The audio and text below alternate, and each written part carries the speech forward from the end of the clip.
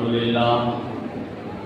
لله نحمده ونستعينه ونستغفره ونؤمن به ونتوكل عليه ونعوذ بالله من شرور انفسنا ومن سيئات اعمالنا من يهده الله فلا مضل له ومن يضلل فلا هادي له ونشهد ان لا اله الا الله وحده لا شريك له ونشهد ان سيدنا مولانا محمدا عبده ورسوله اما بعد فأعوذ بالله من الشيطان الرجيم بسم الله الرحمن الرحيم ومن يخرج من بيته مهاجرا إلى الله ورسوله ثم يدركه الموت فقد وقع أجره على الله وكان الله غفورا رحيما صدق الله العظيم. میرے محترم بزرگوں اور عزیز بھائیوں، ہجرت کے لغوی معنی چھوڑنے کے آتے ہیں اور اصطلاحی شریعت میں ہجرت اسلامی تعلیمات اور شعائر اسلام پر عمل کرنے کے لیے خوشنودی مولا کی خاطر اپنے وطن کو چھوڑ کر ایسی جگہ چلے جانا جہاں پر شعائر اسلام پر عمل کرنے کی مکمل آزادی ہو. میرے بھائیوں اور بزرگوں، قرآن کریم میں جہاد اسلامی کے بعد ہجرت ایک اہم ترین عبادت ہے. ذرا غور کرنے سے معلوم ہوتا ہے کہ ایک مسلمان کے لیے سب سے زیادہ اہم اگر کوئی چیز ہے تو نہ اس کا اپنا وطن ہے، نہ اس کی قوم ہے، نہ اس کی روزی روٹی اور نہ روزگار اور معاش ہے، بلکہ سب سے زیادہ اہم چیز یہ ہے کہ جن اصولوں پر وہ ایمان لایا ہے ان اصولوں کے مطابق وہ زندگی بسر کر کے اللہ تبارک و تعالیٰ کی رضا حاصل کر سکے. اگر وہ ان اصولوں کے مطابق زندگی بسر نہ کر سکے تو اس کے لیے آزادی کیا، اس زندگی بے معنی ہو جاتی ہے. پھر وہ اپنی زندگی کو اللہ کی راہ میں قربان کر دینا زیادہ بہتر سمجھے گا بنسبت ان اصولوں کے قربان کر دے جن اصولوں پر ان کے ایمان کا دار و مدار ہے اور جن کے متعلق وہ یقین رکھتا ہے کہ یہ اصول حق ہیں، اللہ اور رسول اللہ کے دین میں. میرے بھائی اور بزرگوں، نبی کریم صلی اللہ علیہ وسلم اور آپ کے صحابہ کرام رضوان اللہ علیہم اجمعین نے اسی بنیاد پر مکہ سے مدینہ کی طرف ہجرت فرمائی تھی. جب نبی کریم صلی اللہ علیہ وسلم اور آپ کے فداکاروں پر ظلم و ستم کی انتہا ہو گئی تو آپ صلی اللہ علیہ وسلم نے حضرات صحابہ کرام رضوان اللہ علیہ مجمعین کو ہدایت کی کہ وہ رفتہ رفتہ چوری چھپے ہجرت کر کے مدینہ پہنچ جائیں. حضرات صحابہ کرام رضوان اللہ علیہ مجمعین نے اس حکم کی تعمیل میں ذرہ برابر کی تردد یا تعامل سے کام نہیں لیا. مکے میں صرف نبی کریم صلی اللہ علیہ وسلم، حضرت ابو بکر صدیق رضی اللہ عنہ، حضرت علی رضی اللہ تعالی عنہ اور کچھ بیمار و عاجز صحابہ رہ گئے. حضرت ابو بکر صدیق رضی اللہ تعالی عنہ نے اجازت چاہی کہ اللہ کے رسول صلی اللہ علیہ وسلم مجھے بھی اجازت مرحمت فرما دے تاکہ میں بھی ہجرت کر کے مدینہ پہنچ جاؤں. آپ صلی اللہ علیہ وسلم نے فرمایا کہ ابو بکر، امید ہے کہ ہمیں بھی ہجرت کی اجازت مل جائے، جس کا منشا اور مقصد یہ تھا کہ اس تاریخ ساز سفر میں ابو بکر کو میری رفاقت نصیب ہو. حفیظ جالندھری رحمۃ اللہ علیہ نے اپنے شاہنامہ اسلام میں ہجرت کا پس منظر کو اس طرح بیان کیا ہے: ادھر مکے میں دنیا تنگی ایمانداروں پر کہ روتے جا رہے تھے پھلکے سے جسم خاروں پر، اگرچہ صحابہ پر ظلم و ستم کے قہر برستے تھے، بیچارے سانس آزادی سے لینے کو ترستے تھے، نہ تھا آسان اپنے وطن سے منہ موڑ کر جانا، رسول پاک صلی اللہ علیہ وسلم کو مکے میں تنہا چھوڑ کر جانا۔ میرے بھائی اور بزرگوں، حضرات صحابہ کرام رضوان اللہ علیہم اجمعین،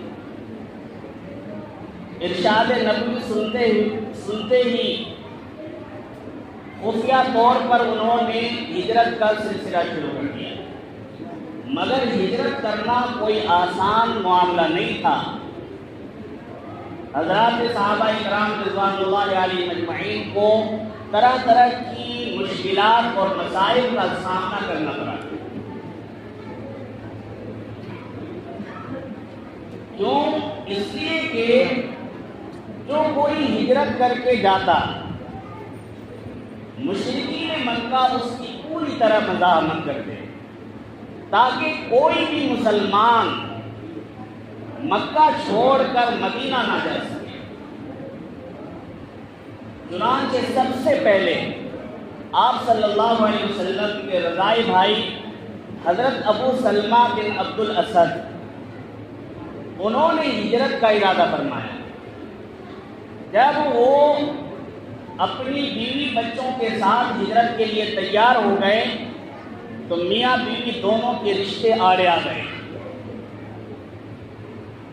حضرت ام سلمہ رضی اللہ عنہا، جو بعد میں امہات المؤمنین میں شمار ہوئی، ان کے رشتہ داروں نے انہیں روک لیا۔ حضرت ابو سلمہ رضی اللہ عنہ تنہا رہ گئے اور کمال استقامت کا مظاہرہ کرتے ہوئے وہ مکہ سے مدینہ پہنچ گئے، کیونکہ حضرت ابو سلمہ رضی اللہ عنہ کے بیٹے کو حضرت ام سلمہ رضی اللہ عنہ کے رشتہ داروں نے چھین لیا تھا۔ حضرت ام سلمہ، جو بعد میں امہات المؤمنین میں شمار ہوئی، وہ فرماتی ہیں کہ خاوند اور لخت جگر، یعنی اپنے بیٹے کی المناک جدائی میں میرا یہ حال تھا کہ میں مقام فرقت پر پہنچ جاتی، یعنی صبح اٹھتی اور مکے سے دور جا کر بیٹھ جاتی۔ فرماتی ہیں کہ میں مکے سے دور ہو جا کر بیٹھ جاتی اور گھنٹوں اپنے نصیب پر رویا کرتی تھی۔ اس طرح ایک دن نہیں، 2 دن نہیں، ہفتہ 10 دن نہیں، بلکہ اس طرح 1 سال کا عرصہ گزر گیا کہ صبح سویرے اٹھتی اور دور جا کر روتی تھی۔ فرماتی ہیں کہ ایک صبح ایسی آئی کہ میرے چچا کے لڑکے کو میرے حال پر رحم آ گیا۔ ان کی کوششوں کی وجہ سے مجھے بچہ بھی واپس مل گیا اور مدینہ جانے کی اجازت بھی مل گئی۔ حضرت ام سلمہ رضی اللہ عنہا نے بچے کو گود میں لیا اور تنہ تنہا مدینے کے راستے پر گامزن ہو گئی۔ سفر کے دوران ایک منزل پر حضرت عثمان بن طلحہ رضی اللہ تعالیٰ عنہ سے ملاقات ہوئی۔ انہوں نے پوچھا، آپ کے ساتھ کون ہیں؟ ام المؤمنین بننے والی اس عظیم المرتبت اور علو الہمت خاتون نے جواب دیا، لا واللہ الا اللہ و ولی ھذا، خدا کی قسم میرے ساتھ میرا اللہ ہے اور میرا یہ معصوم بچہ ہے۔ حضرت ام سلمہ رضی اللہ تعالی عنہ کا یہ ایمان افروز جواب سن کر حضرت عثمان بن طلحہ رضی اللہ تعالی عنہ کہتے ہیں کہ میرے دل پر رقت طاری ہو گئی اور اس جملے نے میرے دل پر اس قدر اثر کیا کہ میں نے اونٹ کی مہار پکڑ کر آگے چلتے ہوئے ام سلمہ رضی اللہ عنہ کو پہنچا کر آیا۔ میرے بھائی اور بزرگوں، حضرت صہیب رومی رضی اللہ تعالیٰ عنہ کو کون نہیں جانتا؟ حضرت صہیب رومی رضی اللہ تعالیٰ عنہ وہ صحابی رسول ہیں کہ جب وہ مکہ سے مدینہ ہجرت کر کے جب جانے لگے تو مشرکین مکہ نے ان کو چاروں طرف سے گھیر لیا اور کہنے لگے کہ صہیب تو جب مکے میں آیا تھا تو مفلس و خلاش تھا، تو مفلس تھا، غریب تھا، تیرے پاس کچھ بھی نہیں تھا، کھانے کے لیے روٹیاں نہیں تھی، پہننے کے لیے کپڑے نہیں تھے، تو مکے میں رہا اور مکے میں رہ کر مال کمایا، اور آج تو مکے کو چھوڑ کر جا رہا ہے، لہذا تجھے مکے سے مال لے جانے کی اجازت نہیں دی جا سکتی۔ حضرت صہیب رومی رضی اللہ تعالیٰ عنہ کہنے لگے کہ مکے والوں، اگر میں اپنا سارا مال و متاع تمہارے حوالے کر دوں تو پھر کیا تم مجھے مدینہ جانے کی اجازت دو گے؟ مشرکین مکہ نے کہا کہ ہاں، اگر تم اپنا سارا مال و متاع ہمارے حوالے کر دو تو پھر ہماری طرف سے تمہیں اجازت ہوگی۔ حضرت صہیب رومی رضی اللہ تعالیٰ عنہ نے اپنا سارا کچھ مشرکین مکہ کے حوالے کر دیے اور خالی ہاتھ مدینے کی طرف چل گئے۔ جب یہ واقعہ نبی کریم صلی اللہ علیہ وسلم نے سنا تو آپ صلی اللہ علیہ وسلم نے فرمایا کہ صہیب نے اپنا سب کچھ دے کر بھی سودے میں نہ مانا۔ میرے بھائی اور بزرگوں، حضرت ہشام رضی اللہ عنہ، حضرت عیاش رضی اللہ تعالیٰ عنہ، یہ دونوں حضرت عمر ابن خطاب رضی اللہ تعالیٰ عنہ کے ساتھ ہجرت کے لیے تیار ہو گئے۔ مشرکین مکہ کو خبر ملی، انہوں نے حضرت ہشام رضی اللہ تعالیٰ عنہ کو پابند ثلاث کر دیا، لیکن حضرت عیاش رضی اللہ تعالیٰ عنہ ان کے ہاتھ نہیں آئے اور وہاں سے بچ نکلے اور مدینہ پہنچ گئے۔ ابو جہل مکہ سے پیچھا کرتے کرتے وہ بھی مدینہ پہنچ گیا اور حضرت عیاش رضی اللہ تعالیٰ عنہ کو پکڑنے کے لیے اس نے ایک عیارانہ چال چلی، ان کو بتایا کہ ان کی والدہ سخت بیمار ہے۔ جب حضرت عیاش رضی اللہ تعالیٰ عنہ نے یہ بات سنی تو ان کا دل بھر آیا۔ حضرت عیاش رضی اللہ تعالیٰ عنہ ابو جہل کے ساتھ مکہ روانہ ہو گئے۔ راستے میں سردار مکہ ابو جہل نے مشقیں باندھ لی، تشدد کیا اور قید تنہائی میں ڈال دیا۔ جب نبی کریم صلی اللہ علیہ وسلم کو اس واقعے کی خبر ملی تو نبی کریم صلی اللہ علیہ وسلم صبح کی نماز میں قنوت نازلہ پڑھتے اور حضرت عیاش رضی اللہ تعالیٰ عنہ کی رہائی کے لیے دعا فرماتے۔ آپ صلی اللہ علیہ وسلم کی دعا قبول ہو گئی اور حضرت عیاش رضی اللہ تعالیٰ عنہ کو قید کفار سے رہائی بھی مل گئی۔ جب رہائی ملی تو وہ مکہ نہیں گئے بلکہ سیدھے مدینہ پہنچے، آستانہ نبوت پر جا کر حاضر ہوئے۔ میرے بھائی اور بزرگوں، جب مشرکین مکہ نے دیکھا کہ نبی کریم صلی اللہ علیہ وسلم کے فداکار مکہ چھوڑ کر مدینہ کو اپنا مرکز بنا رہے ہیں اور انصار مدینہ نے ہجرت کر کے جانے والوں کے لیے دل و دل پر شراح کر دیے ہیں اور انہیں اپنی حمایت اور پناہ میں لے لیا ہے، تو سرداران مکہ چراغ پا ہو گئے۔ انہیں خوف پیدا ہونے لگا کہ کہیں مسلمان ان کے لیے خطرہ نہ بن جائیں۔ وہ تدبیریں کرنے لگے۔ دارالندوہ جو قصی انقلاب کی تعمیر کردہ ایک عظیم عمارت تھی، اس میں مسلمانوں کے خلاف انہوں نے مشورے شروع کر دیے۔ تمام سرداران مکہ وہاں جمع ہوئے، ایک خصوصی میٹنگ ہوئی۔ اس میٹنگ میں شیطان ملعون نے بھی شرکت کی۔ سرداران مکہ نے نبی کریم صلی اللہ علیہ وسلم کی بڑھتی ہوئی مقبولیت اور دین کی روز افزوں اشاعت اور اثرات پر سخت تشویش کا اظہار کیا۔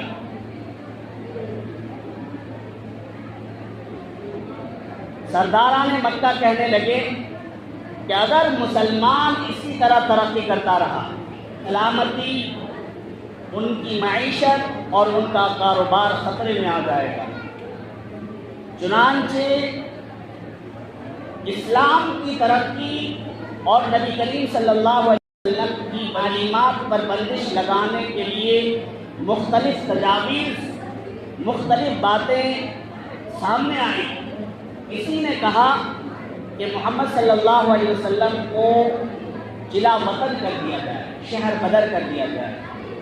شیطان ملعون جو ایک ظاہر کی شکل میں وہاں موجود تھا کہنے لگا کہ یہ تدبیر مناسب نہیں، کیونکہ تم نہیں جانتے کہ محمد صلی اللہ علیہ وسلم کتنے شیریں کلام ہیں۔ جب وہ بات کرتے ہیں، جب وہ کلام کرتے ہیں تو ان کی زبان سے پھول جھڑتے ہیں۔ ان کا کلام دلوں کو مسخر کرتا ہے۔ جہاں کہیں بھی وہ جائیں گے اپنی زبان کا جادو جگائیں گے، لوگ ان سے متاثر ہو کر ان کے حامی اور طرفدار بن جائیں گے اور پھر تم پر حملہ کر کے تمہیں نیست و نابود کر دیں گے۔ ایک تجویز یہ پیش کی گئی کہ آپ صلی اللہ علیہ وسلم کے ہاتھوں میں بیڑیاں ڈال کر ایک کال کوٹری میں بند کر دیا جائے اور کھانے پینے کے لیے کچھ بھی نہ دیا جائے۔ اس سے نعوذ باللہ محمد صلی اللہ علیہ وسلم خود بخود ہلاک ہو جائیں گے۔ شیطان ملعون پھر دوبارہ کھڑا ہوا اور اس تجویز سے اختلاف کیا، کہنے لگا کہ یہ تجویز بھی مناسب نہیں، کیونکہ تم نہیں جانتے کہ صحابہ محمد صلی اللہ علیہ وسلم کے دیوانے اور پروانے ہیں۔ ان کے وجود کی خوشبو ان کے دیوانوں تک پہنچ جائے گی، ان کے قید و بند کی خبر ان کے صحابہ تک پہنچ جائے گی، اور پھر وہ اپنی جانوں کی پرواہ کیے بغیر تم پر حملہ کر دیں گے اور تم سے محمد صلی اللہ علیہ وسلم کو اسرا کر لے جائیں گے۔ اس طرح مختلف تجاویز سامنے آئیں، مختلف باتیں سامنے آئیں۔ سب سے اخیر میں ابو جہل کھڑا ہوا اور کہنے لگا کہ محمد صلی اللہ علیہ وسلم کے بڑھتے ہوئے مقبولیت کو اور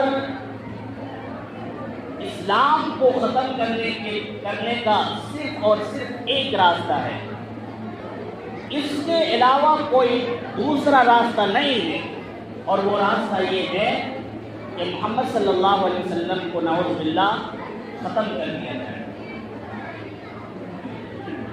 اور ختم کرنے کا طریقہ یہ ہے کہ ہر قبائل سے ایک جوان نمائندہ لیا جائے اور سب مل کر ایک ساتھ محمد صلی اللہ علیہ وسلم پر حملہ کر دیں۔ اس طرح محمد صلی اللہ علیہ وسلم ختم ہو جائیں گے اور آپ کے خون کا جرم تمام قبائل پر آئے گا، اور قبیلہ بنو ہاشم تمام قبیلوں سے لڑنے کی طاقت نہیں رکھتا، وہ صرف دیت کا مطالبہ کرے گا۔ جب وہ دیت کا مطالبہ کرے گا تو ہم سب مل کر دیت ادا کر دیں گے۔ اس طرح محمد صلی اللہ علیہ وسلم ختم ہو جائیں گے اور آپ کے ساتھ آپ کا دین بھی ختم ہو جائے گا۔